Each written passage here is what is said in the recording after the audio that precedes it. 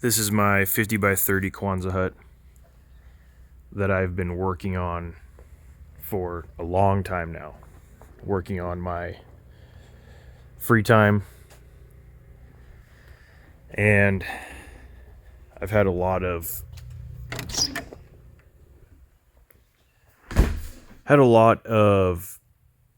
thoughts about it I wanted to talk about.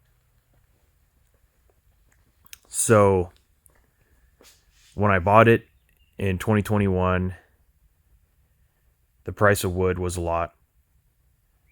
And I wanted to do this because I didn't want to have to deal with framing or having a crane to set trusses because I'm not really into framing.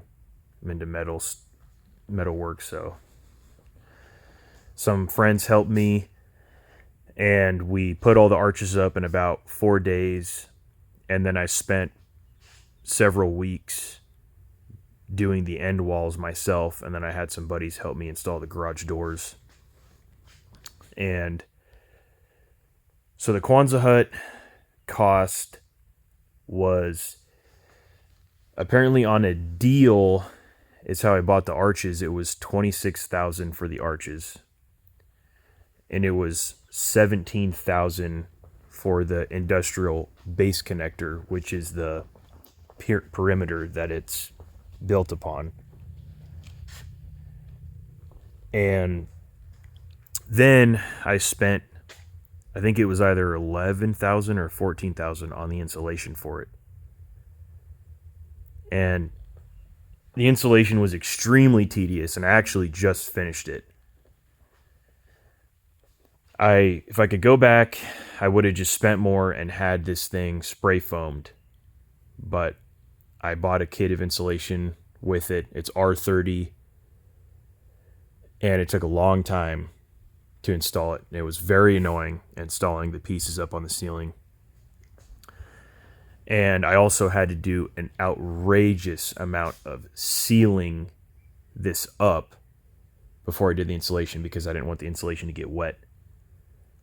And I probably used 80 tubes of non-skinning butyl sealant on all the cracks and gaps, because I would come out here during a storm and I would watch before I put the insulation up, and I could see water going under the crack and over the overlap into the inside of the building, especially at the peak.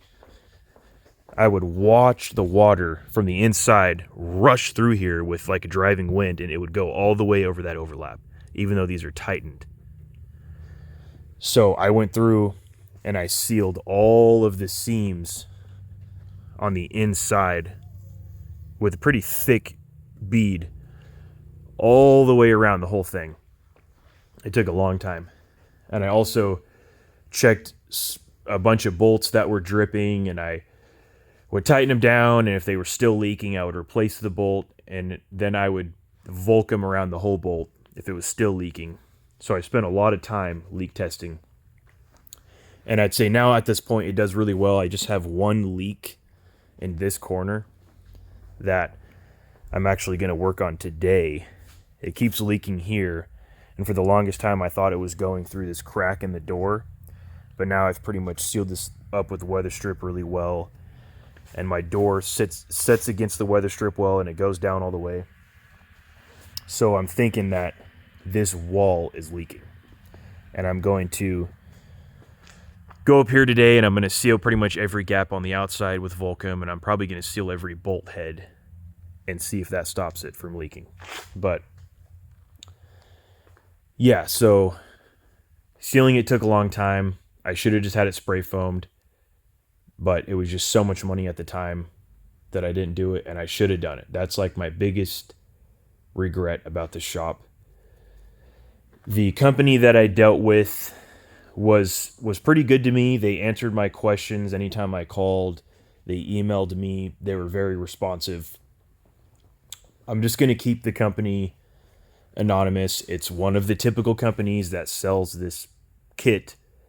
I just feel like I should have paid a better price for it. I think I'm into this building around $80,000. And yeah, it's just been a long time coming because I do it on my spare time. I don't regret buying it and building it, but it definitely was a lot of work. It was extremely tedious. And yeah, one of the things I am happy about with is the lights that I decided to go with. I bought hyper lights because I didn't want to get the long 4 foot wide lights that you have 2 points of connections. I just wanted to tie off of the most minimal tie points into my ceiling. And so I just took some all thread and I did a coupler on a bolt and I extended out about a foot. And then I did an eyelet and I hung the lights so there's only 6 points of connection.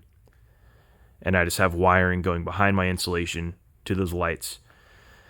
And they're really good. I like the lights. They're 150 watt. They have a reflector, so it's not glaring, that LED glare all the time.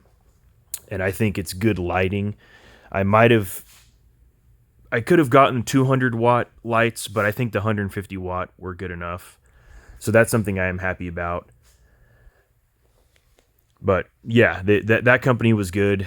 You tell them your floor layout and the kind of light you want to get, and they'll put it into their program that they have, and it will tell you exactly where you should hang your lights to get the best lighting in the room.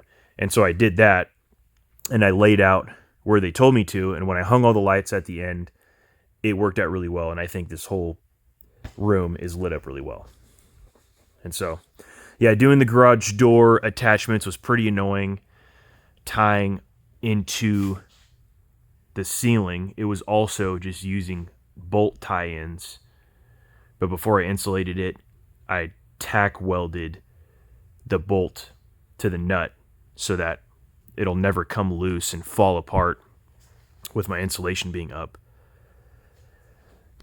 But yeah, that's pretty much my shop. And I would say, yeah, I do recommend it. I would have it spray foamed, and I would just try your best to get a good deal on the Quonset hut. Because I spent, like I said, it was $26,000 on the arches, and it was like $17,000 on the industrial base connectors just to get the steel for this building. The concrete, I think it was about 20 grand for the slab. And I do like my slab, but at that time, everything was still really expensive, and my concrete guy didn't really do me a whole lot of favors. So, yeah. And what I'm going to do for my wiring is I'm going to build a pony wall into that corner and all the way down this side, like a 4-foot pony wall, and I'm going to have outlets every so often behind sheetrock. And I may even build like a little table and a little shelf on that wall. That's going to be one of my next projects, but also organizing, because I've had to move everything around a million times to get to where I need to get to insulate. But yeah, that's the gist of my Quonset hut. I just wanted to make a small video to where I'm pretty much at the end of it and give my thoughts on it. Thanks for watching.